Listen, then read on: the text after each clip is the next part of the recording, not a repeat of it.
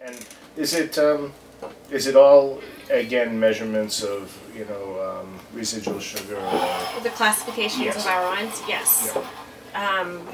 Yeah, how we harvest at Huet is quite different than many other places in that when we go into a harvest, we understand if it's going to be a drier or a sweeter vintage. 2009, this is 2008, but 2009 we were able to harvest the whole range of wines from our sparkling to dry to our Cuvée Constante, our flagship sweet dessert wine. That doesn't happen every year, though it happened in 02 and 05, which is nice. But it was definitely a special year. When we go into harvest, what we're doing is we're just tasting the berries on the vines. When we see that the berry has reached its maximum potential in structure, sugar level, acidity, that balance is there on taste, we decide to harvest the berries. And we send the workers out and we get that, that parcel into the press as soon as possible. Chardonnay's a very difficult varietal to work with. The skins are quite thin. Weather conditions during harvest are really difficult, rainy, cold, just wet. And so a lot of attention needs to be paid in the winery itself during the press. And that's where Noel's kind of magic making comes in.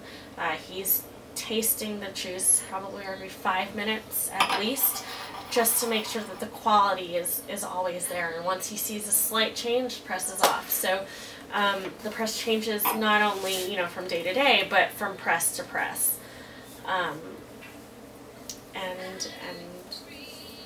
Yeah, so only after we harvest the berries and get the best juice possible, and we look at the sugar levels, do we know what we end up ultimately for harvest. So it does make it difficult for people like me and you who need to sell the wines to consumers, because somebody might really like a Lamont demi-sec, but that doesn't mean they're gonna we'll produce it the next year or the year after.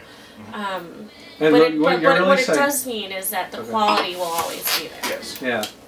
And so very much akin to harvesting Riesling at good Mosel estates, where certain years there's more Auslese and produced and blah blah blah. Right.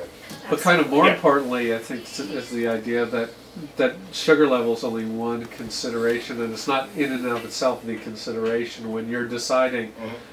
Right. And that's why demi-sec is such a good category, because it's so vague. Yeah. Yeah, and it's half and half.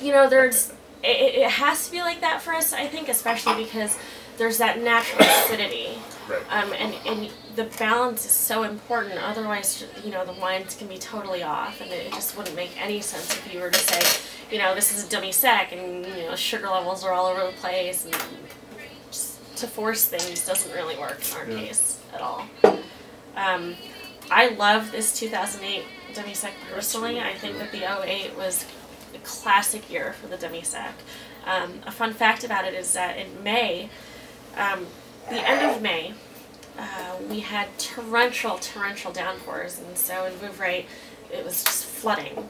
And we knew it was coming, and we were doing preventative spraying.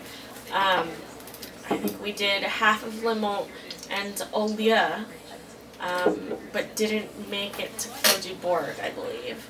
And so floods came in and we couldn't make it out to the fields, so Noel, who's afraid of flying, had to get up in a helicopter to spray.